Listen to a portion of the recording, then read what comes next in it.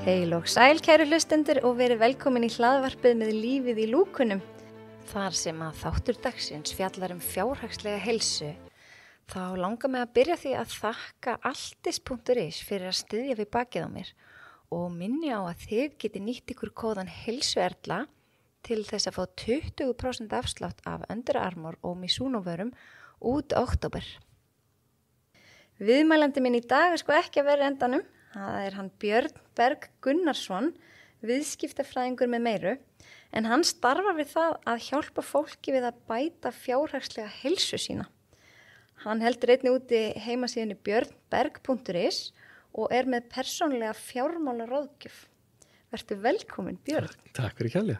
Hefur ekki bara demb okkur í fyrstu spurninguna og hver maðurinn á bakvið björnberg.is? Já, það nú ekkert langt síðan ég hóf sjálfstæðan rekstur, en ég vann þar til núna í vor í rétt tæplega 16 ári í Íslandsbanka og undir það síðasta þá stýrði ég þar lítilli deild sem að var bæði greiningadeild bankans og sá fræðslu, fjármálafræðslu, svona út af við og var svona í hinn og þessu en hafði áður verið í fjármálaráðgjöf og þá sérstaklega varandi lífeyrismál og eignastýringu og fjárfestingar og eitthvað slíkt en þessi breyting í vor í rauninni var til þess að breytti þannig starfinu mínu það leiði mér að fókusa mun meira á ákveðna parta sem svona einkum og sérilagi eru lífeyrismál sem ég hef mjög mikið áhuga á bæði að tala og að fræða og reikna og svona veita fólki ráðgjöf varðandi og núna á fullu í þessu, kannski svona 1/3 af því sem ég geri á daginn er í vinnu, er persónulega ráðgjöf og 2/3 námskeiðahald og fyrirlestrar. Og þetta er auðvitað allt annað en að vera að vinna í stóru fyrirtæki en óskaplega notalegt og bara skemmtilegt. Já. Æðislegt. Og hvað var til þess að þú fórst á þessa braut að byrja að starfa í banka og áhugi fyrir fjármálum? Ég eiginlega bara rann á bananahýði inn í bankan á sínum tíma en ég hef haft mikið áhuga á peningum mjög lengi. Ég byrjaði að vinna 13-14 ára og að leggja peninga fyrir og hafa mikið áhuga á því hvernig ég lagði þá peninga fyrir og byrjaði að fjárfesta á hlutabréfamarkaði 14, 15, 16 ára og fekk þá bara pappa til að skrifa undir þegar þurfti að ganga frá einhverjum viðskiptum og þá ég í rauninni bara þannig bara með blað og penna og þurfti síðan bara að lesa í Morgunblaðinu alltaf hvernig gengið var og lærði óskaplega mikið á ekki bara viðskipti, ekki bara hlutabréfaviðskipti, heldur líka bara á fyrirtæki og atvinnulífið og slíkt í gegnum þetta því þegar maður byrjar að fjárfesta þá fer maður að kynna sér bæði fyrirtækin sjálf en líka allt það sem hefur áhrif á gengið. Ég ætlaði nú ekkert að fara að vinna í fjármálagerðinu sann sem áður og ég læriði einmitt viðskiptafræði í Háskólanum í Reykjavík og í kjölfari fór ég í mastersnám í markaðsfræði og alþjóðaviðskiptum og á þeim tíma sem ég tók það ákvörðun þá langaði mig að fara að vinna í sjávarútvegi. Mér fannst það mjög heillandi heimur og svona það að fara að selja íslenska sjávarafurðir út úr landi og slíkt. Þannig ég vann þar í smá tíma á skrifstofu bæði öllítið í Bandaríkjunum en síðan hérna heima hjá fiskmiðlun, lærið mikið þar en síðan var það þannig fyrir hrun að það fengu bara allir vinnu sem vildu, nánast í bankakerfinu og ég fekk þetta mjög skemmtilega vinna í eignastýringu og náði þar með að koma með þangaðinn rétt fyrir hrun. Já. Og það var raunin ekkert flóknar en það var ekki endilega vegna þess að það var einhver meiri átt að stefnubreitinga að ætla að leggja fyrir mig að það að vinna í fjármálakerfi frekar en svo þegar ég var byrjaður og þá svona fannst mér ég líka svolítið vera komin heim. Já, þetta er svona umhverfi sem ég hef gaman að og mér líður vel í. Og vatt svo bara upp á sig. Já, svo vatt það bara upp á sig og byrjaði eins og segi með ráðgjöf, persónulega ráðgjöf.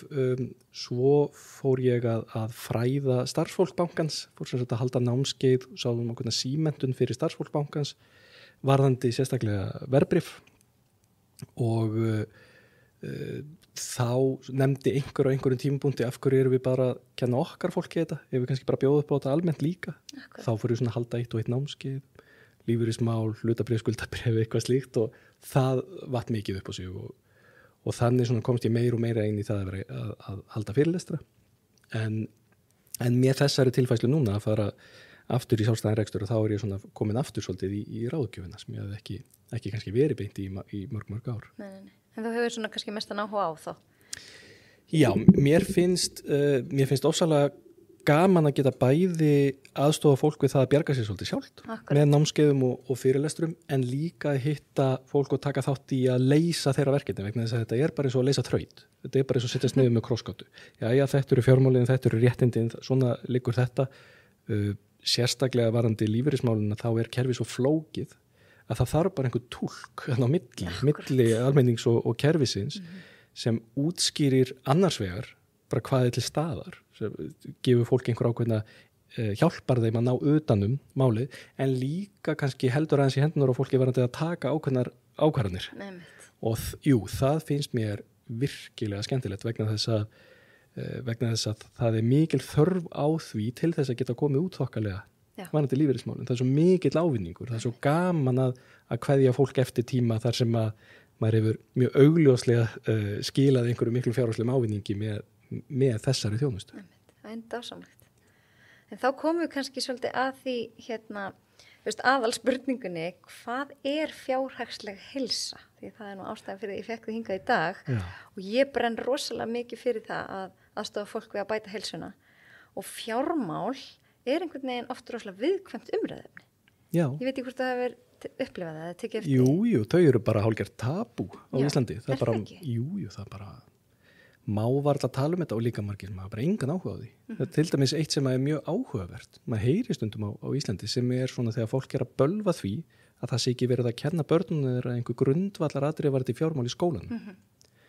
Og svo fyrsta sem mér dettur í hug af hverju þú þá ekki að kenna börnum ef þetta einhver algjör grundvallar atriði og af hverju gerir þú það ekki og þetta finnst fólki bara ekki að koma til greina ég er ekki að fara að kenna börnunum mínum eitthvað á þetta bara eins og að segja af hverju ekki verið að kenna börnunum mínum að busta tennurnar þau eru hrynjandi úr tennurnar hægri vinstri og hvað á ég að gera þetta já, en þetta bara ekki partur af umræðu á Íslandu ég hef fundið mikið fyrir þessu gegnum tíðina þegar ég hef verið að halda fyrirlestra eða hitta skólafólk að ég hef oft spurt krakkana eitthvað talað fjármál heima hjá okkur og þannig þetta heyri til undantekninga en það fer alltaf saman að þar sem það ber eitthvað á því og þar sem það eitthvað spurt eða eitthvað rætt fjármálin þá eru spurningarnar hjá krökkunum betri að þau hafa einhvern ákveðin grunn og einhverja þekkingu og þetta ekki algjör tabú fyrir þeim en svarið held ég við spurningunni hvað fjárhagslegt heilbrigði fjárhagsleg heilsa rauninni bara heilbrigt viðhorf til fjármála að taka þau alvarlega eins og við tökum heilsuna okkar og að nálgast fjármálin þannig að við viljum eiga í heilbriðu sambandi við okkar eigin persónulegu fjármál og þá mjög margt sem óheilbritt sem samt mjög algengt og alveg eins og varandi margt annað við gerum ýmislegt dagstælega sem mjög óheilbritt fyrir líkamann okkar en líka varandi fjármálin eitt sem til dæmis bara hálfgerður faraldur bara hversu léttvægt og óheilbrigt viðhorf okkar hvert lánum og þetta ekkert sér íslenskt fyrirbæri. Ég ætla að spyrja hvort þetta sé eitthvað meira hér. Nei, ekkert endilega en mér finnst að vera þannig að það lítið á það sem sjálfsagðan hlut að seifa sér í skuldir. Að kaupa bíla á láni til dæmis bara talið fullkomlega eðlilegt en það ekki. Sömuleiðis að dreifa greiðslukortinu sínu eða dreifa kaupum á fötum eða símum eða hvað það Og allir þessi smálán sem í boði. Já. Það ekki ekki eðlilegt. Nei, þetta alls ekki gott fyrir neitt og þetta í rauninni bara leið fyrir fólk til þess að eiga minni peninga til lengri tíma. Þannig legum við stanslaust háum fjárhæðum og margir fara bara í gegnum ævina svona. Eru stanslaust í mínus einhvers staðar og þetta ekkert endilega það ekkert lögmál að þetta sé eingöngu fólk sem með litla tekjur, bara alls ekki þetta fer upp allan tekjustigann. Nei, það því að neyslumynstur okkar oft í takt við tekjurnar.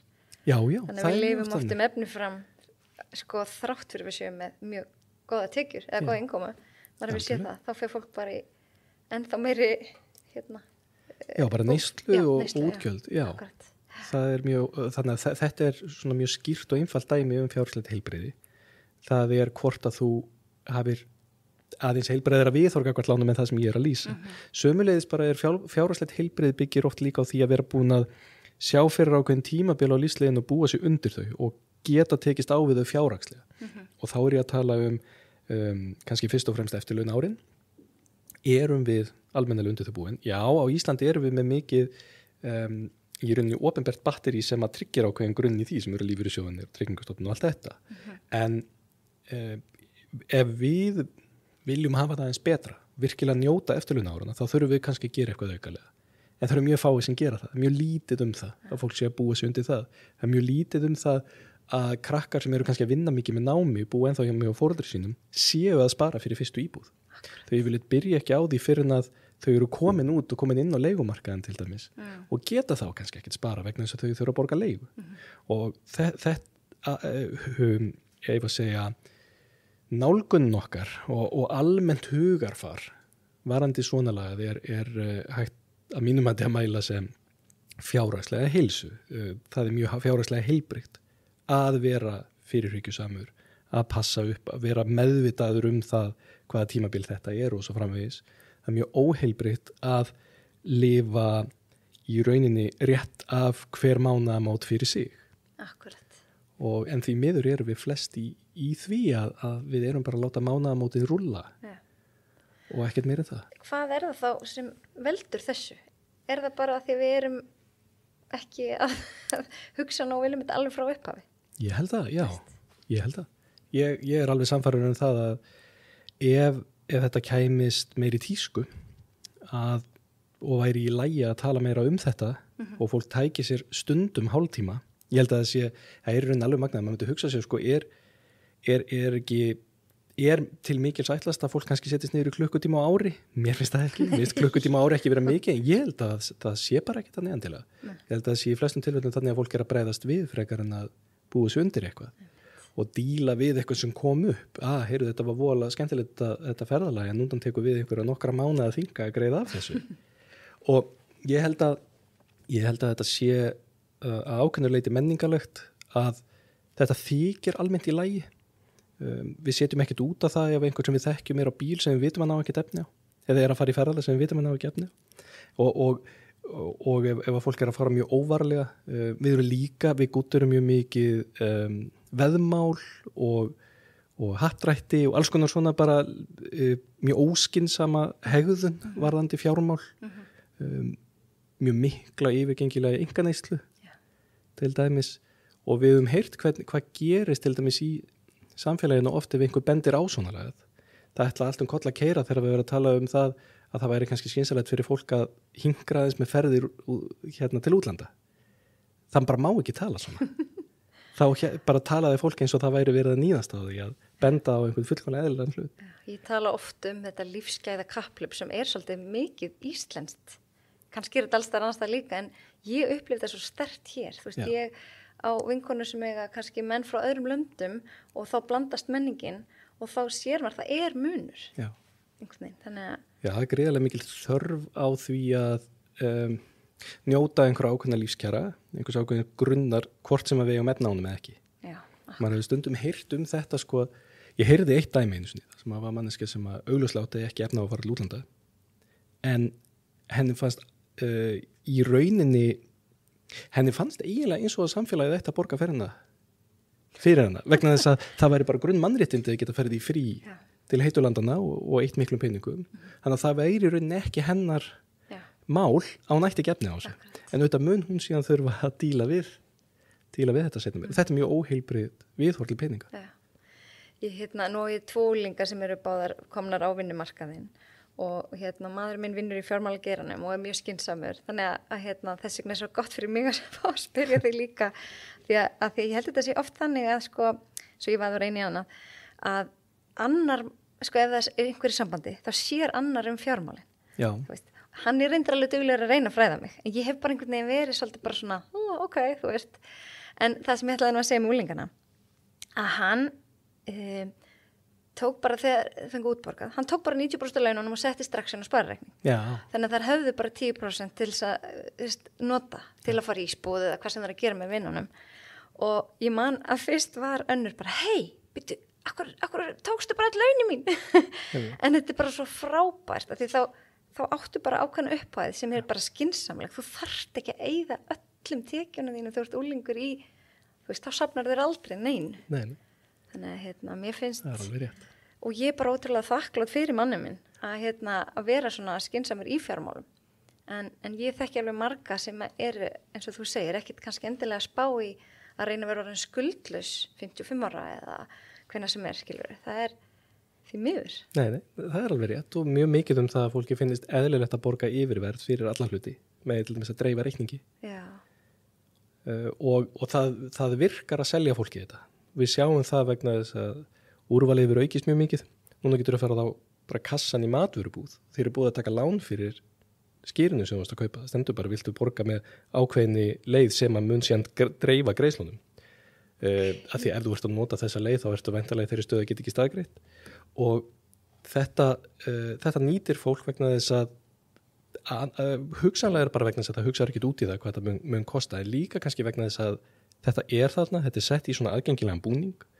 Þegar þú ert að kaupa þér síman út í búð þá er bara sagt, viltu ekki bara borga þetta 12 mánuðum? Þetta jafnvel það sem satt fyrst áður en það satt hvað þetta kostar eða þú staðgreiðir og vegna þess að þetta lagt fram með þessum hætti að þá mögulega lítur fólk á þetta sem sjálfsagðan hlut.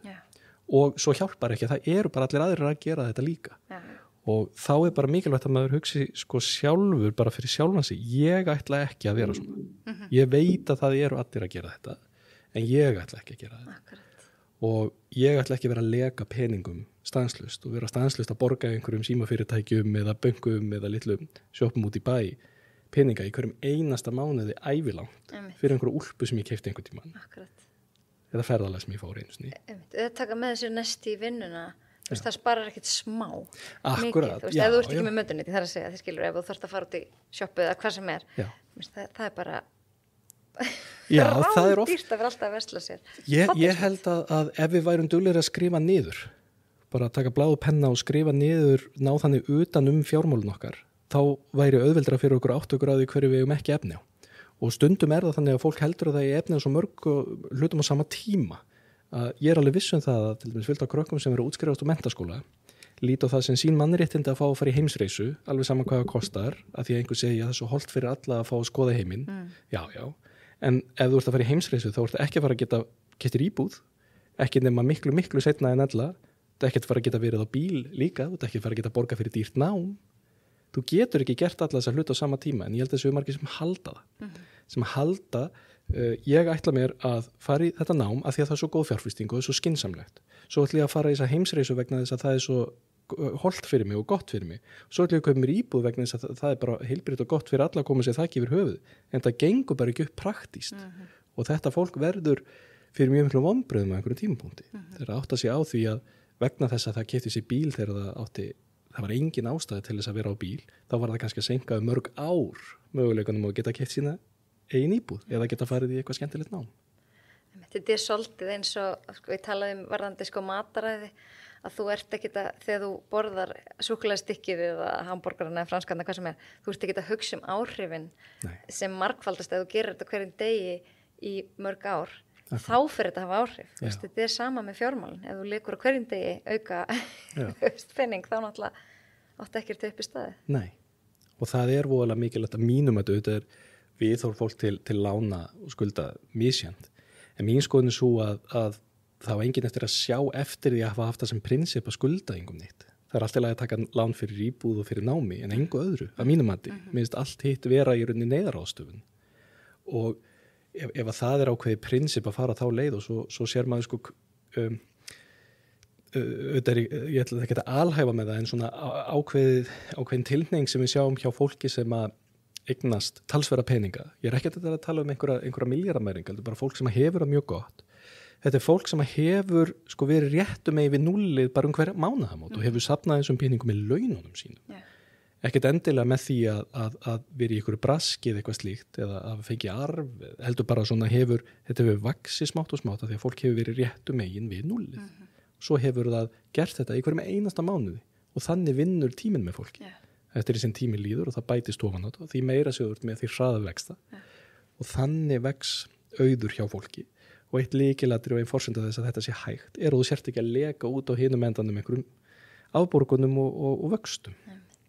Ég heyrði einhvers staðar að við Íslendingar notum kreditkort svakalega mikið, jafnvel meir en aðra þjóðir. Já. En væri þá jafnvel bara skynsamlegra að taka út reiðufé þó það sé mjög sjálfgeft í dag, af því þá sérðu nákvæmlega hvað þú átt. Já. Þú veist, þá getur hvað þú hefur mikið til að borga í bónus eða fyrir allt sem við erum að kaupa. Já, þetta er aðferð sem sumir beita og hún virkar, hún er mjög sniðug. Þú skammtar þér ákveði fyrir, þetta er það sem ég mun geta eitt í mat í þessu mánuði eða þessari viku og þetta mun ég geta eitt í, þessi mun ég geta eitt í skemmtanir. Kannski sniðugt fyrir börn og úlinga? Mjög sniðugt fyrir börn og úlinga, þannig að þau skilji að peningar séu takmarkaðir. Ég skrifaði einhvern tímann tilefni 7. júní.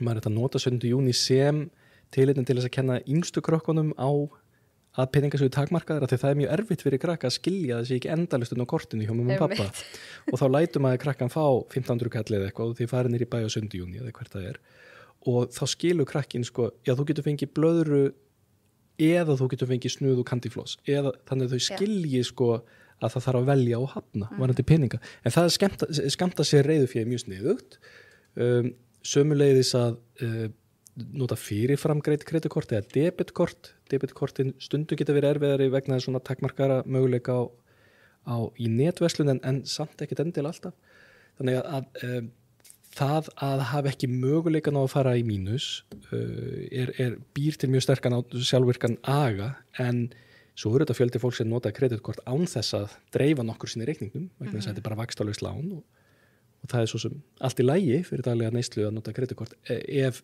maður hefur mikla óbeita á því að dreifa þessu einhvern tímann. En þannig að prinsipið þarf að koma fyrst. Prinsipið að skulda aldrei, fara aldrei og yfirdrátt, dreifa engu nokkru sinni. Ef að þetta prinsipið er staðar þá er alveg í lagi að vera með kreditkort, finnst mér. En við tökum þetta aðeins saman. Hvernig byggjum við þá upp fjárhagslega heilsu og viðhöldum henni? Já, það er enda mjög góð spurning hvernig maður viðheldur slíku. Ég held að fjárhagsleg heilsa, hún byggja langmestuleyti á prinsipum sem við virkilega trúum á sjálf. Og oft er þetta þannig að við fáum þessi prinsip frá foreldrum okkar. Ég held að þessi engin tilvílun þetta gengur í ættir. Og þá er það þannig að það er einhver ákveðin regla sem að þú manst kannski ekkert, já, þetta er bara komið inn í mig, svo maður, já, svona þetta talaði mamma alltaf við það, hvað það er. En ef við höfum skýra reglur sem að eru farin að virka þannig raunverulega okkur, við fáum hnút í maðan og okkur finnst okkur hafa mistekist, ef við brjótum þessar reglur, þá býr það til mjög mikinn raunverulega naga. Ég get ímyndið mér að þetta sé sama varandi það varandi alls konar aðra heilsu, að þetta þarf að vera raunverulegt. Þetta er ekki þannig að ég lasi þetta í bók og mér er sagt að þetta eigi að vera svona. Þau þarf að finnast þetta. Og þó að það geti valdið kannski ákveðin tegund af vanlíðan þegar að síðan ef þetta bætir við vanlíðina þegar illa gengur, ég er alveg samfærður það, en þá ætti það sömuleiðis að auðvelda fólki að vinna sig út úr vandanum með því að vera tilbúin að leggja meira á sig vegna þessara vanlíðunar. En ég held að þú þurfur að hafa prinsipin, ég held að prinsipin þurfa að vera mjög einföld þannig að þau breytist aldrei, það sé þetta aldrei skulda neinu neitt og aldrei gangið innar ábyrðir eða neitt slíkt, leggja alltaf fyrir, alltaf, og þægilegasta leiðin til að gera það er sjálfvirt, sem er þá alltaf fyrst og fremst ekki viðbóta lífeyrissparnað sem er bara sjálfvirkur, en síðan að hafa fasta fjárhæð í hverju mánuði, þannig að þú þurfir ekki að leggja á þig þá vinnu í hverju mánuði að vega og meta hvort þú hafir svigrúm til að leggja fyrir, heldur bara leggja alltaf fyrir með sjálfvirkum hætti og að hafa síðan aðra reglur varandi sko hvernig er ég að fjárfesta og hvers vegna, og þá er oft gott að skipta svolítið í svona, búta þetta svolítið niður og hugsa, ef ég væri núna til dæmis ég var að segja fara út á vinnumarkaðin, kannski svona klára háskólanámið eitthvað slíkt og kannski að fara í fulla vinnu, að þá væri ég kannski að hugsa, veistu, ef ég á eftir að kaupa mér íbúð, þá er auðvitað forgangsatrið það ég þarf að geta keypt mér íbúð sem þýðir ég þarf eins mikið eigið fé og ég get fengið, vegna þess að þetta er ekkit endilega síðasta íbúð sem ég mun búa í og þess vegna skiptir gríðarlega miklu máli að ég eignist eins mikið í þessar og ég mögulega get. Akkurat. Þá fer maður bara í þann gír og þetta er orðið verkefni, þetta er mjög afmarkað verkefni að safna fyrir þessari íbúð eins mikið og mögulegt er. Þegar við erum komin inn í hana að þá reynur að greiða niður lánið eins hratt og þú mögulega getur.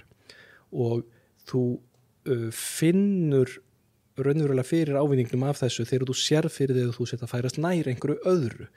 Þetta má ekki vera abstrakt. Auðvitað sumir geta tilengja sér bara almennt viðhorfa að ég vil bara, það munar þessa milljón sem ég greiti niður af því bara, en fyrir aðra þannig það munar þessa milljón sem ég greiti niður vegna þess að það færi mig svona nær því að geta keypt framtíðareignina mína og ég mun ekki geta keypt hana öðru í sem ég að greiða niður, en þú ert alltaf að færast nær einhverju markmiði.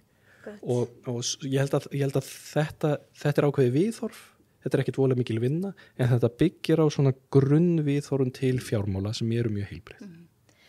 Nú veit ég að þeir sem eru ekki komnir inn á fasteignamarkaðan, þeir bara svolítið kvíða fyrir því og bara þeim fallast hendur hvernig þeir eiga að komast inn á fasteignamarkaðin. Þú veist, ungir krakkar í dag og ungt fólk sem að safna sér fyrir íbúð, það bara hækka. Já. Þá munum þau alltaf eiga minna eigifé í eigninni. Hvað eru þau að gera? Hvað er bestu ráðin þín til þeirra sem að vilja komast inn á fasteignamarkaðin? Já, það er alveg rétt að þú þarft mjög mikið eigifé til þess að komast inn á íbúðamarkaðin, en það er líka vegna þess að það er gríðarlega mikil áhætta að fara inn á íbúðamarkaðin með lítið eigifé. Þannig að ástæðan fyrir þessum reglum er að það er verið að reyna að passa upp á fólk, en það er alveg rétt.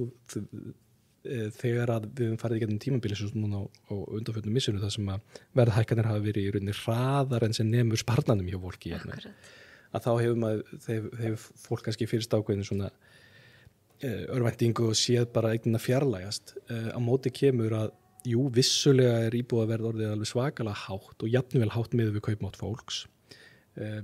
Í sögulegu samhengi það verður alltaf verið gríðarlega erfitt að kaupa, en það er ekki fyrir núna sem mjög mikla aðstoð er að ræða. Þannig að það kemur svolítið líka á móti. Það er mjög mikið verið aðstofa fólk að kaupa sinnar fyrstu eignir. Það eru alls konar fríðindi í boði, alls konar afslættir og hinu og þessu og það er hægt að nota uppsatnaðan viðbótarlífeyrissparnað í útborgun. Þannig að það er eiginlega útilokað fyrir flesta að geta keypt sér sína fyrstu íbúð núna án þess að nota einhverju leyti viðbótarlífeyrissparnað. Og mögulega þarf maður bara að pína sér svolítið, kaupa bara ekki drauma íbúðina. Ég held að kannski kröfunar okkar séu orðnar mjög miklar svo mörgum. Við vilja bara koma inn í einhverja full tilbúna íbúð með fínum húsgögnum og allt saman, en það er ekkit endilega möguleiki og þarf bara að koma þér inn á markaðinn og fara í þennan gír að greiða niður eins rætt og mögulega getur. En til þess þarftu eins mikið eigið hægt og þá er það í rauninni ekki flókið. Þú bara vinna eins mikið og mögulega getur og leggja fyrir og eyða engu og vera duglega að leggja í viðbótarlífeyrissparnað vegna þess að þú getur séð að nota hans en skattfrjálsa útborgun. Það er oft svo erfitt að gera eitthvað þegar þú sérð ekki ávinningin strax. Þetta er sama bara í almennri heilsu og í fjárhagslegri heilsu. Þannig að það er eitthvað sem vonandi erum við að sá einhverjum fræjum núna hjá fólki, að það bara taki einn dag í einu og gerist besta hverju degi. Já, líka, eitt af því sem er auðvitað mjög jákvætt varðandi í fjármálin er að það er alltaf að reikna allt saman. Þannig að þú getur alltaf séð, ef þú bara reiknar og þú setur inn í reiknindæmi, til dæmis sparnað, þá getur þú fengið út úr reiknindæmið einhverja dagsetningu. Jú, ég áfyrir þessu á þessum tímapunkti. Það er mjög þægilegt, það getur verið mjög hvetjandi og einn félagi mér gerði þetta, hann kom með markmið, hann vildi verða skuldlaus fyrir einhvern ákveðin tíma og svo þegar hann var byrjaður á því og það fór að ganga vel, þá bætti það jók einhvern veginn hvatan hjá honum, þannig að hann meiri sér flýtti þessu aðeins í tímanum og fór að geta lagt aðeins meira fyrir og þetta er alltaf hægt ef maður reiknar og það er mjög erfitt að gera svona eins og ég segi í abstraktinu, það er mjög þægilegt ef eitthvað er raunverulegt í krónum og aurum og við sjáum okkur nálgast takmarkið. Þannig að fjármálalæsi, það er svo mikið verið að tala um það sé eitthvað sem ætti að kenna öllum úlingum og jafnvel fullorðnum. Hvað getur þú útskýrt, hvað er fjármálalæsi? Fjármálalæsi er í rauninni ekki dósip bara því sem við vorum að tala um svona fjárhagslega heilsu. Fjármálalæsi er að skilja hvernig peningar virka, skilja lögmálin sem að hafa áhrif á okkar heimilisfjármál. Að geta bæði skilið það þessi ofboðslega innföldu dæmi sem maður hefði haldið, bara kaloríur inn, kaloríur út, varandi peninga sem er bara nákvæmlega þannig. Þú tekjurnar þínar verða að duga fyrir útgjöldunum og ef þær gera það ekki, þá verður annarkvort að auka tekjurnar eða draga úr útgjöldunum. Og það sem þú verður líka að gera er að þú verður alltaf að spara í hverju mánuði. Þú mátt ekki eyða öllu sem þú tekur inn. Þetta er mjög einfalt, þetta er eins einfalt og reiknindæmi getur verið. Þetta er grunnurinn í, myndi ég held að fjármálalæsi er að skilja þetta lögmál. síðan er þetta að halda endalaust áfram með það hvað hefur áhrif á þetta allt saman. Fjármálalæsi getur verið það að skilja launin sín, að skilja það að hægt sé að sækja sér mögulega meira með yfirvinnu, hvernig þú semur, hvað felst í þínum kjarasamningi, hvernig þú selur þína vinnu utan föstu vinnaðinnar eða utan vinnutíma, hvernig þú getur sóttur aukatekjur, hvaða skatta þú greiðir, hvernig þú getur stilt upp útgjöldinu, hvernig þú býrð til sparnaðarplan, hver munurinn er ólíkum lánaformum. Þetta er allt saman fjármálalæsi og ég held að sé mjög skýrt að til dæmis að benda á dæmi lélegt fjármálalæsi. Dæmi lélegt fjármálalæsi er til dæmis það að dreifa kaupum, að kaupa eitthvað með greiðsludreifingu. Ég held að ef það er ekki lífsnauðsynlegt að þá á enginn að vera að kaupa sér buxur eða snirtivörur og dreifa reikningnum, þá er viðkomandi augljóslega ekki fjármálalæs. Ef viðkomandi fær ekki gríðalega hnút í magan við það, þá er viðkomandi ekki fjármálalæs. Þá vantar grunninn algjörlega. Og þetta þurfum við aðeins að koma meirinn í umræðan að fólk kveiki á þessu, af því að það á enginn að vilja vera ólæs á fjármál, á algjör grundvallar atriði. Algjörlega. Af því að þá töpum við bara peningum. Það er ekkert gaman. Það er af því að við erum öll að reyna að vinna og reyna að þéna og sjáum kannski fyrir okkur að geta gert eitthvað við þessa peninga. En ef við erum stanslist að gera einhver lítil fjárhagsleg mistök sem að við töpum peningum á, þá dugar vinnan okkar ekki eins og við vorum að vona. Nei. Og þá komum við náttúrulega að því að hvað slæm fjárhagsleg heilsa getur haft svo gífurlega neikvæð áhrif á almenna heilsu. Já. Kvíði, togstreita milli maka eða ættingja, áhyggjur, duga ekki fyrir mánaðamótum, allt þetta, Já. Þetta er náttúrulega bara bein afleiðing af ef þú ferð illa með fé. Já, ég er bara alveg hjartanlega sammála því. Ég meina að það er, eins og við nefndum í upphæfi varandi það, að við stillum ofta neysluna með við tekjunar okkar, þannig að það getur líka búið til pirring og togstreitu varandi vinnuna okkar. Við getum orðið pirruð yfir því að vera ekki að fá hærri laun fyrir vinnuna sem við erum að vinna vegna þess að það er ekki að duga fyrir útgjöldunum sem við höfum núna. Eftir því sem fjárhagsleg heilsa batnar að þá verður léttara yfir okkur og ég held að almenn heilsa okkar hljóti að batna mikið við það. Ekki spurning. Vonandi. Já, ég myndi treysta því og ég held að það sé að svo miklu leyti fjárhagslegt heilbrigði og fjárhagslegt öryggi sé ekkit endilega, það stundur satt peningar kaupa ekki hamingjuna, það er ekki að kaupa hamingjuna fyrir peninga en það er samt svo sannarlega hægt að tryggja sig fyrir mikil óhamingju. Það er mikil óhamingju sem fylgir þegar þetta er ekki í lagi og það að vera eiga í heilbrigðu sambandi við peningana sína tryggir okkur mjög vel fyrir því. Minnka líkurnar og mikil óhamingju sem fylgir peningum. Þetta er góða punktur. Mjög góða punktur. Þannig að normið á Íslandi, það er svolítið skekkt varðandi eins og við vorum að tala um upphafi. Greiðsludreifingarnar og allt það og það hefur náttúrulega snjóbolta áhrif. Já. Við þurfum í raun og veru fyrsta lagi bara sem foreldrar að vera góða fyrirmyndir. Já.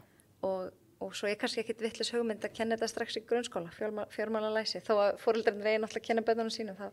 Er ekkit allir sem hafa bara þekkinguna? Nei, ég tek undir það. Ég held að það veri mjög gott. Þetta hefur svona verið að læðast inn í skólakerfið, svona hér og þar, en ekki með mjög skipulögðum hætti og ég held að það væri mjög heilbrigt ef svona kennsla væri aukin.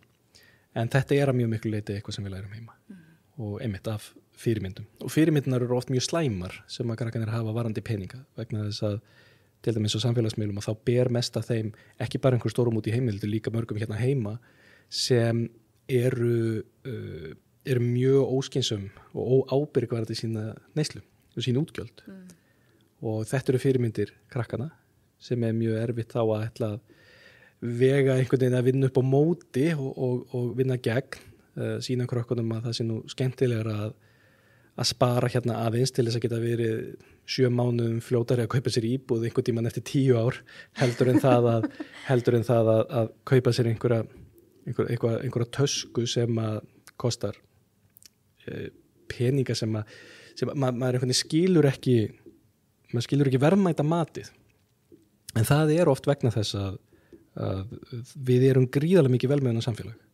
alveg óbúslega og að meðaltali höfu alveg óbúslega gott sem þýðir að það svo mikill fjöldi af fólki sem að við sjáum og tökum eftir sem hefur það svo óbúslega gott að við erum alltaf að bera okkur saman við og metast á móti þeim en við mögum ekki gleyma því að mjög mikið af þessari neyslu sem við erum að sjá er tekin að láni þannig að þetta er ekki endilega þetta gefur ekki alveg rétta mynd af fjárhagslegu stöðu fólks það eru fjölmargir sem að láta mikið á sér bera sem er ekki krónu.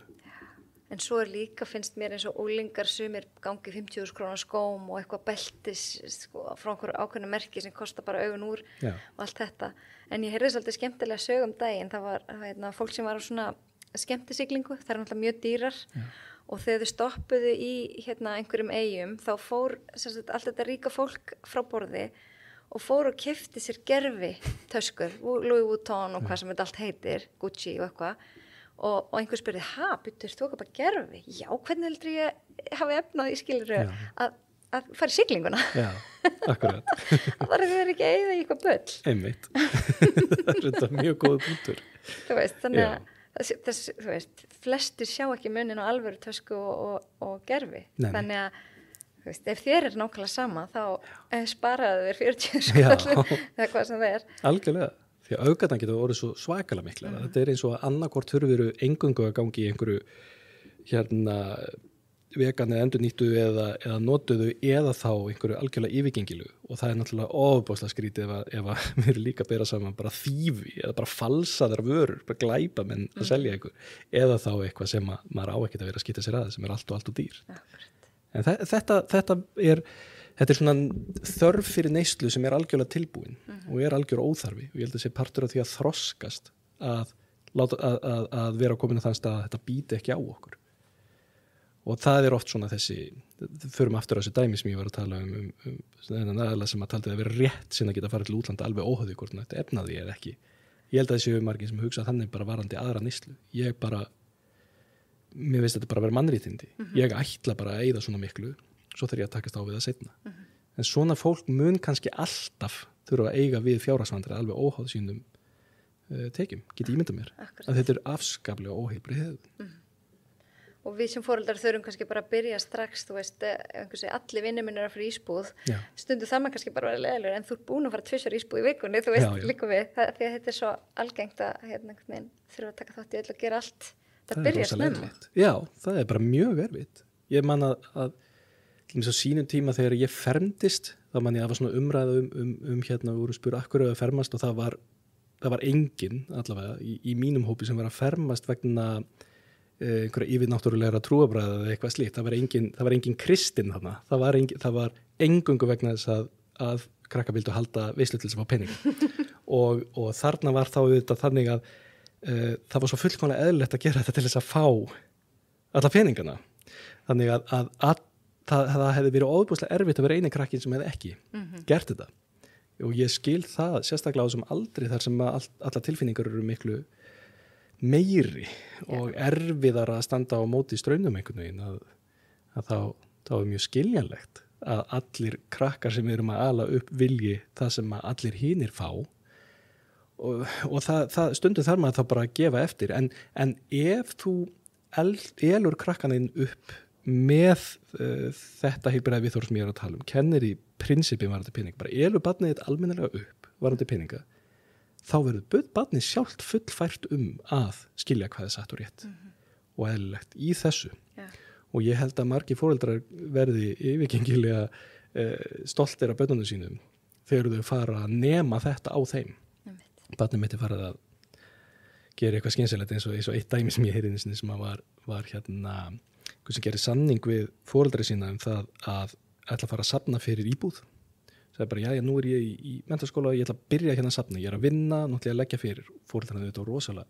stoltir þá sagði, ég ætla að leggja fyrir hérna 10.000 kall á mánuði eða hvað það er, má ég leggja það inn á reikning hjá þér og má ég gera samning við þig að þú jafnir það þannig að foreldrarnir borguðu 10.000 kall, krakkin borgaði 10.000 þá verður þetta hvatið þetta fyrir barnið því ef að barnið myndi hægt að spara þá fengi það ekki lengur mótframlagi frá foreldrum sínum en ég held að ég skil mjög vel foreldrið sem að tók þátt í þessu vegna þess að þetta ber vott svo heilbrigða nálgun hjá krakkanum og svona samband á milli foreldra og barna er alveg frábært og elur krakkan upp með því að bera virðingu fyrir peningum og sína smá rádeild og skynsemi. Og hérna ég verð bara enn og aftur að hrósa manninu mínum að því að sko, þetta allt hann þegar börnin okkar voru lítil þá hérna, þegar elsta var sem sagt að fara að kaupa sér hjól þá hérna safnaði hún sér sjálf fyrir því og það var svo fallegt, það var svo gaman og hérna svo einhvern veginn einlægt og þá þurfti hún virkilega að vita bara vá, þú veist, þannig að þegar hún byrjaði svo að vinna þá fannst mér svo gaman að heyra, hún sagði, vá, ég þarf að taka eina vakt til þess að efna á þessu, já. Þú veist, eða ég þarf að vinna svona mikið þessu mánuði til þess að geta gert þetta. Já. Þannig að ég veist að það er mjög skynsamlegt. Og þá frábært. skilur hún líka, sko, að hún þarf að vinna svona mikið til þess að geta þetta, en þá getur hún ekki eitthvað annað á sama tíma, þannig að hún skilur þá miklu meira líka bara verðmæti hlutana. Nei. En við fengum alveg að heyra það á tímabili sko. Ég fyrir að borga hjóli sjálf og svo fengum sískin hennar að nota það Akkurat. Nei, ég held þetta sé bara kennir börnum alveg svakalega mikið að vita eins og þú segir sko, þau halda bara sér endalaust inn á kortinu. Maður hefur oft heyrt það. Nei, við hefum ekki nóg fyrir þessu. En þú ert með kort. Já, akkurat.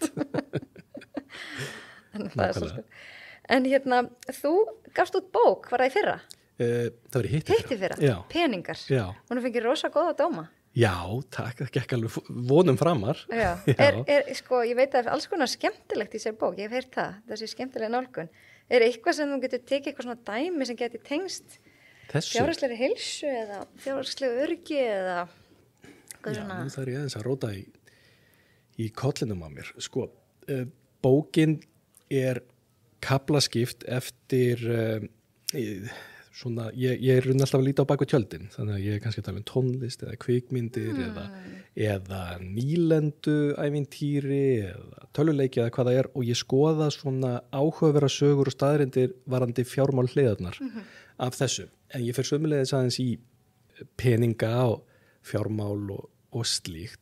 Það er kannski eitt dæmi svona varandi fjárfestingar sem var svolítið áhugavert sem að gerist árið 2008 því að eitt af því sem að margir sækjast í eru mjög áhættusamar fjárfestingar og það má ekki tala um peninga þess að vitna í einn hérna 300 ára gamlan sem heitir Warren Buffett hérna fjárfestir frægur sem að sagði eins og mér svo skemmtilega orða, hann sagði það er þegar sko fjarar undan flóðinu þá sérðu hverjir ekki sundskílu þá kemur það í ljós hverjir standa illa og það gerist alltaf annars lagi, ég meina við bara hugsaum aftur 20 ár, ég meina hversu margar efnahagssveiflur höfum við gengið í gegnum, ekkert bara á Íslandi heldur alltaf, en þetta sérstaklega á Íslandi og þegar hann er að tala um þetta þá er hann ofta að tala um skuldsetningu þá er hann að segja sko að jú, það er kannski borga sig að vera skuldsettur og þá vex allt voða hratt þegar vel gengur en þá getur lent ekstra illa í því þegar fjarar undan og ég hef stundum verið að nefna þetta við sérstaklega ungt fólk, sérstaklega krakka sem eru mjög aggressífi í fjárfestingum sem að kannski byrjuðu að fjárfesta rétt fyrir COVID þegar vexti fóru lækkandi og það skipti engu máli hvort þú getur rafmyndir eða hlutabréf í gríðalega áhættusömu fyrirtækjum eða bara hverju sem var áhættusamt, allt hækkaði og þetta bjó til gríðalega mikið sjálfstraust hjá þeim það sem þau töldu og þau hefðu sko náð svo miklum árangri sjálf með því að velja þau voru svo klók og það var eitt sem gerði sem ég segi frá í bókinni þegar ég er aðeins að tala um það að skortsala sem þýðir að ætla að græða því ef eitthvað lækkar getur haft mikil áhrif á markaði og til Napóleon til og með bannaði hana með lögum á sínum tíma en það sem að gerðist í hruninu 2008 var það var alveg eitt sem var alveg ljóst því að hrunin var allstaðar og öllum þróðumörkuðum var þetta hrun og það var alveg ljóst að fólk var ekkert að fara að kaupa sér nýjan bíl það var svona eitt af því sem var alveg ljóst að var ekki að fara að gerast og þá voru fjölmargir fjárfestar sem fóru á selja hlutabréf í Volkswagen sem bara venjur hlutafélag skráð í kauphöll og skortsala þýðir það að þú færi lánuð bréf hjá einhverjum sem á bréfin og þú bara segir, ég skila þér bréfunum seinna og ég borga þér þóknun fyrir þetta þannig að sá sem á bréfin, hann tapar ekkert á þessu hann fær bréfin sín tilbaka og smá vexti ofan á. En þegar þú færðu lánu þá selurðu bréfin og færðu peninga og svo býður eftir að bréfin lækki í verði og þá seinna kaupirðu sama fjölda af bréfum tilbaka á lægra verði og skilar þeim og þá ertu búin að græða þarna meira en sem nemur þessari leið kostnaðinum. Og þetta töldu margir sig geta gert út af Volkswagen í hruninu því að það gat ekkert annað en lækkað í verði. Eðlilega, það algjörlega lógist.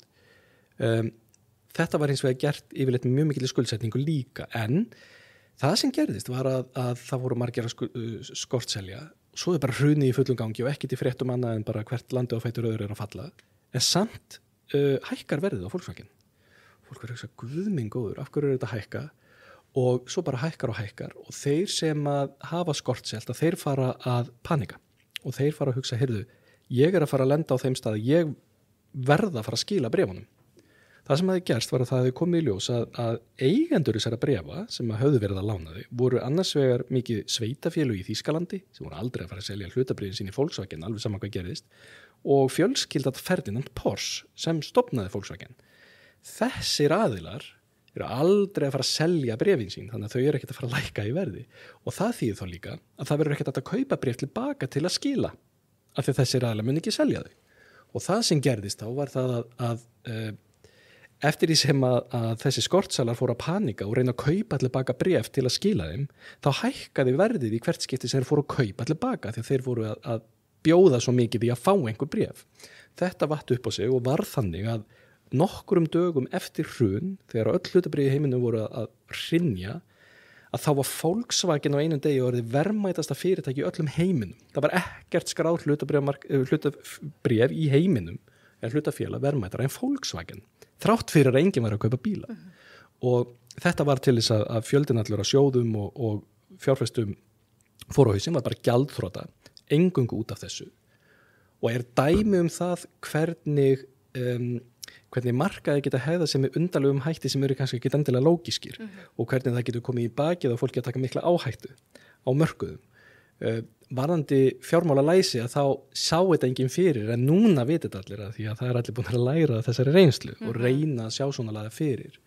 En ég held að í bókinni minni ég kannski ekki mikið að segja svona sögur, en ég svona aðeins að reyna að sýna hvað peningar geta verið sérkennilegir, hvað undarlegir hlutir geta gerst og hvað maður þarf stundum að vara sig. Margur verður það aurum api. Já, akkurat, það getur verið vegna þess að tilfinningar skipta svo miklu máli þegar við erum með peninga, að okkur hætti til að ofmeta eigin getu og hann nú sagt þetta, þessi Warren Buffett, að hann vill alltaf eiga í viðskiptum við þannig fólk sem að lætu tilfinningarna stjórnöldu, að því að það fólk tilbúið að kaupa allt svo dýrt og selja allt svo ódýrt og þá hann á hinum endanum, alveg kaldur og tekur þátt í viðskiptum. Ég held að það sé ágætt oft varandi fjármála að reyna að nálgast þetta mjög köldum hætti. Það alls ekki að láta tilfinningar á það. En það mjög algengt, við farum bara á næstu Facebook-síðu peninga og sjáðu hvernig fólk svarar. Það alveg með ólíkindum hvað fólk gert til dæmis að alhæfa. Það gríðarlega mikið það. Það einhver sem að spurja og þú hefur engar upplýsingar hagi viðkomandi. Það kemur spurning sem mjög mikilvæg spurninga því að það verið að spurja alvarlegra spurninga fjárhag fólks. Og þá svara fólk oft, já, ég gerði þetta. Og telur sig þurfa að ráðleggja öðrum með fullkomlega óábyrgum hætti, með engar forsendur til þess að ráðleggja, en vill gera það. Og ég hef svona verið að reyna að átta mig á hver hvatinn af því að þetta mjög algengt, það mjög mikið þegar þú setur fyrirspurn á Facebook, þú fær 30 svör við spurningunni og 29 af þeim eru vitlaus eða eru svör sem að augljóslega á ekki verið að taka mark á vegna þess að viðkomandi hafði ekki forsendur til þess að svara. Svo það nú oft þannig að peningar verða til þess að fjölskyldur sundrast. Maður hefur heyrt allt og mörg dæmi það. Það ekki þá út af tilfinningunum? Svo sterkar tilfinningar, reiði eða afbrýðisemi eða eitthvað þannhátt? Ég get alveg ímyndað með það. Sjá oft þannig og að þetta bara skiptir svo miklu máli varðandi daglegt líf okkar, hvernig fjármálin eru, að það getur líka verið ef að fólk hefur mjög ólík viðhorf, til dæmis bara par, lítur ekki sömu augum á peninga. Ég heyrði svona daginn, það var aðeins sem að var í miklu vandræðum vegna þess að makinn hafði allt annað viðhorf gagnvart peningum. Það að segja þessi aðeins sem var að lýsa þessum áhyggjum hafði yfirsýn yfir fjármál heimilisins og þau stóðu mjög tæft, þessi fjármál stóðu mjög tæft. Makinn hins vegar fór og tók bíl á ég man ekki hvað, 70% láni eða hvað það var, keypti bíl sem að var ekki neinu samræmi við það sem hægt var að ráða við afborganir, en makinn var í svona þessum þetta reddast gír og þetta bjóð til ofboðslega togstreitu á milli þeirra, vegna þess að þarna annar aðilinn sem að leggja mjög mikið á sig við að reyna að vera ábyrgur, á meðan hinn aðilinn mjög óábyrgur og finnst það eðlilegt, finnst eðlilegt að lifa með óábyrgum hætti fjárhagslega. Og þetta svona í daglegu lífi okkar getur verið ofboðslega erfitt, vegna þess að þá annar aðilinn auðvitað að hafa mikla fjárhagslegar áhyggjur í rauninni tvöfaldar, bera ábyrgð á báðum aðilum. Svo þetta getur oft verið mjög mikið drama í kringum erfðamál og alls konar mál sem tengjast umboði, þar sem að kannski foreldrar eiga fleiri en eitt barn og eitt hefur heimild til þess að ráðstafa peningum eða þar sem að, eða bara til dæmis para, annar aðilinn orðinn veikur og makinn hefur umboð og börnin ekki sátt við hvað verið að gera. Það svona, var einhvern veginn sagt, sko, þú kynnist ekki fólkin fyrir þú hefur skipt með í búi og ég get alveg ímyndað mér oft séð þannig, maður heyrir svo oft hryllingssögur af slíku, en þá líka spurning hvort að það sé ekki gott í tengslu við slíkt bara að hlutinni sé upp á borðum. Það þá kannski þetta svona helstu dæmin sem að koma í fjármálaráðgjöf? Nei, ég myndi ekki segja það, ekki til mín, sko, ég ekki mikið að fá fólki í fjárhagsvandræðum, nánast ekkert. Ég fyrst og fremst að fá til mig fólk sem að þarf bara að leysa einhverja þraut. Það sem þetta heyrðu, við erum með fasteignalán á föstum vöxtum, vextin að losna, hvað á ég að gera? Þú veist, þetta bara ákveðið verkefni, þau þurfa bara að leysa þetta reiknidæmi sem ég var að tala sko, afborganir miða við og áhætta miða við tekjur og slíkt. Svo fæ ég fólk sem á einhverjum svona tímapunkti, heyrðu, við erum að selja fyrirtæki okkar eða ég var að fá arf eða eitthvað slíkt og þá viðfangsefni oft hvernig kem ég þessu fyrir. Mjög oft þetta fólk sem að fara að hætta að vinna. Akkurat, var að flytja til landsins eða úr landi og eitthvað slíkt. Tekið fyrir það starfslokina því að þú brennir svolítið fyrir það. Já, mjög mikið. Þannig að til að tryggja góða elli. Já. Sko, markmið mitt sem sagt að fólk ekki lifi lengi endilega, heldur bara að þú lífsgæði í ellinni. Þú veist, ef þú ert með góða heilsu, þá líklega það meiri lífsgæði. Og ég held að sé að, þú veist, ef þú ert að leggja fyrir, þá náttúrulega líklega þú getur þá notið þess í ellinni að gera eitthvað. Já. Þannig að hvernig getur fólk tryggt það ef þau ekki byrjað neinu? Já, einmitt. Á vinnumarkaðinum? Já, sko það náttúrulega alveg hægt og það auðveldar eftir þessu dýgri, en þetta alltaf hægt. Og það sem hún byrjar á að gera, þetta svo sem ekki kannski flókið verkefni, það fyrsta að þú nærð yfirsýni yfir stöðuna eins og hún núna á þessum tímapunkti, þar sem þú flettur upp til dæmis hvernig lífeyrisréttindin eru núna. Segjum að þú sett 50 og þú vilt sjá hvernig vera lífeyrisréttindi mín þegar ég verð 60. Þá sérðu hverðu eru núna, setur þetta inn í reiknivél og þær eru á vefnum, bara lífeyrisreiknivél á venjulegur og þá sérðu miðað við þetta og áframhaldandi innborganir eða eitthvað slíkt, hvernig verður niðurstaðan eða staðan þegar ég 60, 67, 70 ára eða hvað það Svo ertu kannski með eitthvað til hliðar út með séreignarsparnað, viðbótarlífeyrissparnað annan og þá sérðu í hvað stefnir sömuleiðis. Þetta það sem ég á, þetta það sem stefnir í. Þetta eru skuldina mínar, ef ég held áfram að greiða þeim, þá standa þeir í þessu og þessum tíma. Hvaða tekjur kem ég til með að hafa þegar að það að kemur? Og síðan notaru ferðu að leika þér á útgjaldahliðinni og ég bjóð til inn á vefnum mínum, inn á björnberg.is, þar stendur reiknivélar og það sérstök reiknivél sem heitir útgjaldareiknivél vegna fjármála við starfslok og þá setur annars vegar inn allar tekjunauðinar á þessum aldri, þannig að þú segir, heyrðu ég 60, þá þetta samanlagðar tekjur á heimilinu eftir skatta á þessum tímapunkti og svo tvískiptir útgjöldunum, þannig að þú setur annars vegar inn lífsnauðsynleg útgjöld sem bara matur, vatnarafmagnhiti, allt það og afborganir og tryggingar og faraskjótið einhver. Þannig að þetta það sem þú þarf til þess að geta lifað af. Og svo ertu með, þar fyrir neðan, ertu með valfrjáls útgjöld og í þessari reiknivél þá sérðu balansin á þessu birtast á grafi, hvort þú eigir fyrir þessum valfrjáls útgjöldum með að tekjur sem þú ert að gefa upp og þá ferða að færa inn, hvað væri næs á þessum tíma? Við ætlum að ferðast fyrir þessa peninga, við ætlum að, áskriftir af þessu, matur út að borða, allt svona. Og ef að þú átt fyrir þessu, þá er bara frábært. Þá stefnir í það að þú efnað þínum drauma starfslokum. Ef ekki, ef þetta dugar ekki, þá er bara 20 stöðinni. Annars vegar annarkvort að draga úr væntingunum eða þá að auka tekjurnar. Og það gerur þá með því að reyna að spara meira. Með því að leggja meira fyrir. Passa þú sért að leggja þín 4% viðbóta lífeyrissparnað að fá mótframlag. Þú getur reynt að semja við vinnuveitandum að fá ennþá meira mótframlag, það ert í sterkri stöðu gagnvart vinnuveitanda. Hann má greiða 2 milljónir til viðbótar við það sem kemur fram í kjarasamningi í viðbóta lífeyrissparnað. Svo reynur að leggja fyrir eitthvað í hverju mánuði og þú nota reiknivélar til þess að alltaf að færa þig á þennan tímapunkt. Jæja, ef ég byrja að leggja inn 15 skall á mánuði núna, hvað þýðir það þegar ég er 60? Og ástæðan fyrir það gott að hafa þetta miðað við svona ólíkan aldur, og ég segi kannski byrja við 60, er það að þegar við verðum 60, þá verður svo næs að geta valið eitthvað. Að eini valmöguleikin sé ekki sá að þurfa að halda áfram í óbreyttu.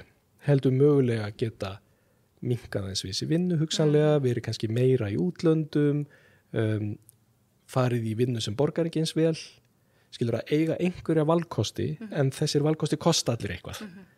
Og þetta gerur ekki kollinum. Þú verður að skrifa þetta niður, verður að gera þetta með skipulegum hætti eins og ég að lýsa. En þetta er hægt. Já. Og það er fullt af fólki sem gerir þetta.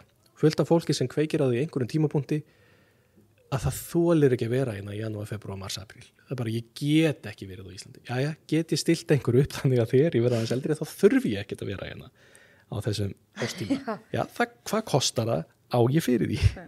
Mun þetta ganga upp. Þannig gerum við fjármál skemmtileg.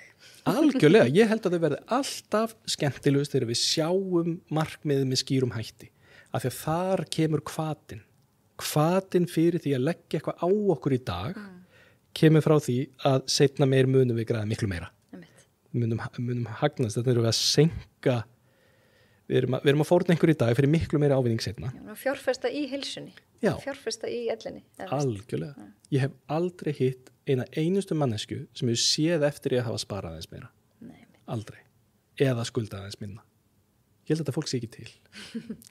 Nei, akkurat. Og ég heyrði einhvers staðar að fólk segir oft á dánabeðinu, ég vildi, það segir ekki, ég vildi ég hefði átt meiri pening, eða ég vildi ég hefði unni meira. Það er alltaf, ég vildi ég hefði átt meiri tíma með fjölskyldunni, eða ég vildi ég hefði, verið heilsurhraustari. Já, það var könnun sambarileg svona könnun sem að mér minnir að það verið Washington Post sem gerði þetta fyrir nokkrum árum. Það spurði fólk, sagði ef þú man ekki á hvað aldrei, hvort það var fólk í kringu 70, milli 60 og 70, sem að þetta var fólk sem var kannski svona í það mund að fara hægt að vinna. Og því var í rauninni boðið að senda sjálfum sér bréf aftur í tíman. Og hvað er það einmitt sem að fólk vildi þá vekja athygli á. Og þá var það tvennt. Það var spara meira, til þess að geta notið þá efri meira, því að fólk var hrildi fyrir því hvað það hafiði lítið á þessum tímapunkti og nota tannþráð, sem var nú pínu fyndið, að það var þetta tvennt sko. En einmitt, ekki endilega eitthvað, ég vildi hefði unni meira eða eitthvað svona heldur, einmitt, það sem að þú getur gert yngri til þess að bæta stöðuna þegar þú verður á þessum tíma. Og þess vegna held ég líka, eitt af því sem að mætti auka svolítið, er það, mér svo lítið verið að tala á milli kynslóða á Íslandi. Þetta er voðalega mikið það að það er allir að bölva einhvern veginn öllu, alltaf bara hver í sínu horni. Ungt fólk stendur bara og bölvar því að það get ekki keypt sér íbúð, eldra fólk stendur og bölvar tryggingastofnun og allir eru hrópandi þetta og grenjandi í sínum hópi. En það er voðalega lítið það að sé verið að svona hjálpa hvort öðrum sko niður kynslóðirnar. Hvernig gerum við það? Og ég sé að það eigi bara að vera miklu meira það að fólk sé að tjá sig svona, til dæmis að eldra fólk sé að hvetja þá sem eru yngri til þess að til að endurtaka ekki sömu mistökin. Skilur að maður heyrir voðalega lítið frá eldra fólki þar sem að það er áberandi í þjóðfélagsumræðinu að segja hættið að taka allir sér lán, ekki gera það. Vegna þess að ég stend núna uppi 60 eitthvað ára, það átti að vera planið að geta tekið út peninga úr íbúðinu minni, ég geta ekki. Ég er búin að skulda þannig og ég var ekki, þetta var aldrei neitt forgangsatriði hjá mér, en ég á ekkert núna til þess upp á að hlaupa. Ég get ekki nútið lífsins eins og ég ætlaði mér að segja. Þegar ég var að byrja á vinnumarkað, þá var ekki tilnætt viðbóta lífeyrissparnaður. Ég gat ekki byrjað að greiða hann fyrir en tiltölulega seint. Ef ég var í ykkar sporum, það var núna verið að birta samantendum dagi hjá Seðlabankanum það hvað við erum ríkalega lélega að leggja fyrir í viðbótarlífeyrissparnað og það ofboðslegur munur á hópum, við erum mjög hópaskipti í þessu. Innflytjendur, það er bara grátlegt að sjá hversu fáir innflytjendur greiða í viðbótarlífeyrissparnað, það er alveg skelfilegt. Hafa þau kannski ekki þekkinguna? Nei, greinilega ekki, vita ekki af þessu eða telja þetta ekki eðlan. En það ábyrgð vinnuveitanda að láta vita? Þetta er bara ábyrgð þeirra sjálfra. Já, það er bara allt kerfið þannig að það eru ábyrgð hvers og eins að sækja þetta. Svo getum við talað svona móralska ábyrgð, hvort að okkur finnst að fólk eigi að láta sína launþega vita sem að sumi gera, aðrir eru örugglega bara aktíft að fela þetta fyrir þeim. En þetta er alltaf ábyrgð okkar sjálfra. Tekjulægra fólk er ekki stuglegt og tekjuhærra fólk að greiða viðbótarlífeyrissparnað. Það má ekki vera svona. Og það þarf að láta fólk vita, það þarf að segja þetta niður kynslóðirnar. Þannig ég held að ef við náum einhvern veginn að klóra okkur út úr þessu að fjármáli sé svona mikið tabu í almennir umræðu og það sé kannski í lagi að ungmenni hittir og afa og afi fari alveg að tala um peninga við ungmennið. Af hverju er þetta aldrei? Af hverju er þetta ekki eðlilegt? Hættum að hafa þetta tabú. Já. Fjármál og kynlíf, þetta er svona tvent sem fólk bara vill ekki ræðum. Já, og þá má alveg tala um þetta einmitt í þessum prinsipum sem ég er að segja. Ég held að það sé mjög mikið það er mikið fjársjóð að sækja í eldri kynslóðanir á Íslandi þegar við erum að líta á þessi prinsip. Vegna þess að þetta er fólk sem er elst upp við allt annan kost en við í dag. Þar sem kjör voru miklu krappari og fólk þurfti að fara mjög varlega til dæmis í öllu varandi skuldir. Fólk gæti ekki leyft sér eins mikið dagstaglega og bar þar af leiðandi meiri virðingu fyrir þeim tekjum sem það tók inn. Þetta er mjög heilbrigður lærdómur sem ákveðna kynslóðir fengu sem það yngri eru kannski ekki að njóta. Sorglegt að hafa ekki borist eftir kynslóðanum. Já, en það gerist á heimilunum. Ég held að það sé ekki þetta er svona eins og umræðinu Laugardalsvöllin á meðandir í höndunum á hennu opinbera þá er ekkert að fara að gerast og ég held að það sé sama með fjármálalæsi. Ég treysti ekki menntamálaráðuneytinu, ég treysti ekki nú opinbera til þess að auka fjármálalæsi á Íslandi. Það þarf bara hver og einn að taka ábyrgð á þessu og við þurfum bara almenna vitundarvakningu að það sé óábyrgt að vera foreldri og ala börnin sín illa upp fjárhagslega. Ég held að fólk þurfa að fá svona samviskubit og ég held að hver og einn þurfi að núna meta það ég að fræða barnið mitt nógu vel peninga og ef svarið er nei, en hvað hann að segja þetta? Ég veit ekkert hvar ég á að byrja eða hvað ég á að tala og þá er vandamálið það að þú ert fullorðin manneskja sem skilur ekki grundvallaratriði varandi heimilisfjármál og það er eins og að vera fullorðin manneskja sem kann ekki nota tannþráð. Já, þá bara lærir þú að nota tannþráð og kennir svo barninu þínu að gera það. Þetta er mjög góða punktur. Ég vona að ég hljóm ekki eins og ég sé eitthvað predikað þannig við fólki. Mér finnst þetta að vera, ríkið er alltaf auðvitað blórabökull og það leysir engan vanda að segja þetta er ekki kennt í skólunum og þá er bara umræðinu lokið og þá ætlar bara að leyfa barninu þínu að missa af þessari menntun. Það er bara allir að byrja ábyrgð á sínum einn fjármálum. Það er bara. Ég held það. Já. Og þá komum við að því sem var svo merkilegt, alltaf nægja að tengja. Við erum með lífið í lúkunum. Já. Algjörlega. Þetta er bara, við erum bara með þetta sjálf. Þetta er svolítið á ábyrgð okkar sjálfra. Við búum blessunlega í samfélagi þar sem að við höldum þokkarlega vel utanum hvert annað, misvel varðandi heilbrigðið, varðandi fjármálalæsi og fjárhagslega heilsu að þá höfum við gríðarlega þétt og mikið öryggisnet en við erum ekki mikið að ýta fólki í það að mennta sér sjálft eða fræða sér sjálft. En það er til mikils að vinna að bæta úr því. Algjörlega. Ein loka spurning sem ég spyr alla. Hvað er heilsa fyrir þér?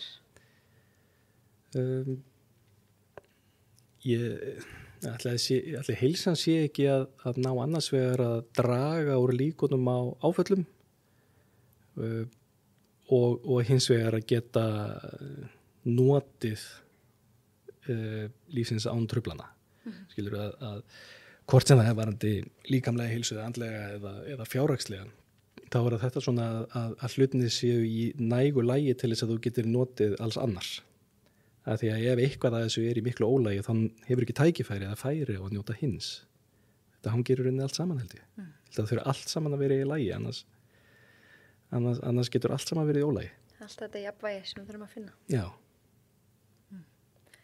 Æðislegt. Herru, takk fyrir þetta frábæra spjall. Sömuleiðis. Ég fróðari og vonandi allir sem eru að hlusta líka og ég ætla að fara að taka meiri ábyrgð sjálf af því ég held að sé oft þannig að annar makinn sér meira fjármálin en hinn og þó að ég viðurkenni alveg að ég ekki eyðslukló en alltaf verið svona nokkuð sparsöm þannig að það kannski líka uppeldið, maður veit það ekki en á móti kemur að það mikilvægt að allir viti samt stöðuna á heimilinu og taki þátt og fræði börnin sín ef við eigum börn. Akkurat. Það ekki bara. Jú. Herri, takk enn og aftur. Takk fyrir að bjóða mér.